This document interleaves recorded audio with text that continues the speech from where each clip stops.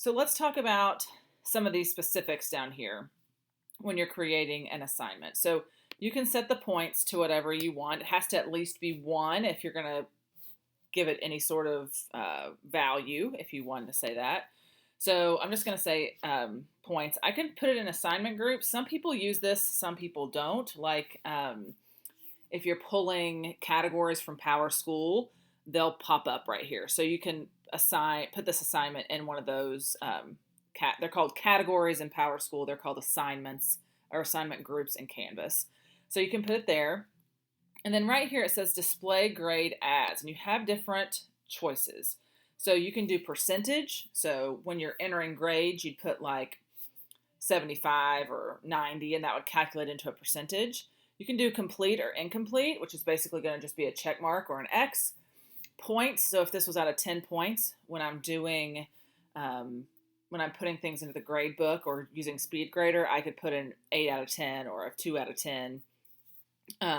A letter grade, so I could just put in A, B, C, and that's going to calculate to the percentage that that letter equates to within the UA scale. So if you're not sure what that is, I'll try to link that scale in our course.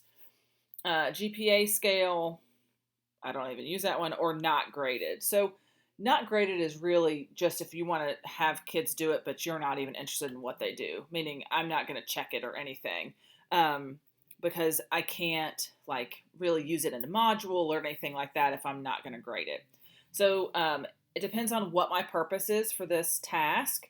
If it's a summative thing, I might do points or a letter grade. If it is an informal or informative task, a lot of times I just make those complete and incomplete. And that comes in really handy, especially if you're using this within a module. So whatever, you got to think about what the purpose of this task is first, and then figure out what this setting needs to be. So I'm just going to say complete or incomplete. This right here, this is for Canvas, so I usually don't even worry about it. And then this is what you need to look at. You've got different options. So no submission means they're not going to turn anything in. Online is what most of us are going to be using. So text entry means they're going to actually get a little box that pops up and they can type in it. Word of warning, if they leave the screen, that text goes away. So it doesn't auto save. So use text entry with that knowledge. Website URL, and you can click more than one of these. Website URL might be if you want them to turn in a Google slide presentation or a Google Doc or something like that maybe they've created. I like having them turn in URLs for Google stuff because it is really handy within SpeedGrader, but you got to make sure their shared settings are correct.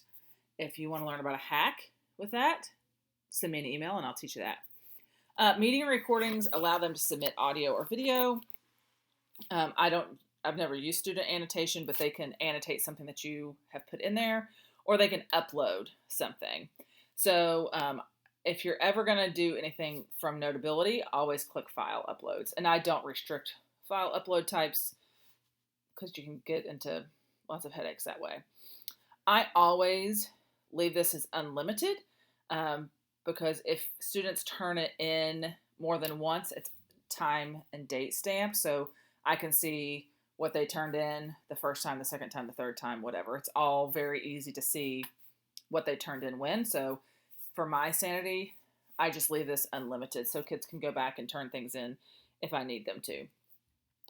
I don't do group assignment very often. A group assignment means this assignment's going to be given to one group of kids, and they're going to, if one person turns something in, it's turned in for the whole group. So it's not really like a shared document. That is not what that is.